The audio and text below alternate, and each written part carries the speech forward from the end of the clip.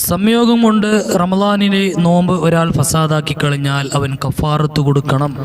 എന്താണ് കഫാറത്ത് എന്നായിരിക്കും സംശയം. സത്യവിശ്വാസിയായ ഒരു അടിമയെ മോചിപ്പിച്ച് നൽകണം. ഇനി അതിനവന് സാധിച്ചിട്ടില്ല എങ്കിൽ 2 മാസം തുടർച്ചയായി 60 നോമ്പ് അവൻ അനുഷ്ഠിക്കണം. അതിൻ്റെ ഇടയിൽ ഒരു നോമ്പും അവൻ കളയാൻ പറ്റുന്നതല്ല. ഒരു നോമ്പ് വിട്ടുപോയാൽ വീണ്ടും തുടക്കത്തിൽ നിന്ന് തന്നെ തുടരണം. അതിനാണ് കഫാറത്ത് എന്ന് പറയുന്നത്. ഇനി അതിനും സാധിച്ചിട്ടില്ല എങ്കിൽ 60 മിസ്കീന്മാർക്ക് അവൻ എന്താക്കണം? ഭക്ഷണം മുദ്ദ് കൊടുക്കണം. അത് നിർബന്ധമാണ്. 60 മിസ്കീന്മാർക്ക് മുദ്ദ് കൊടുക്കണം, ഭക്ഷണം കൊടുക്കണം.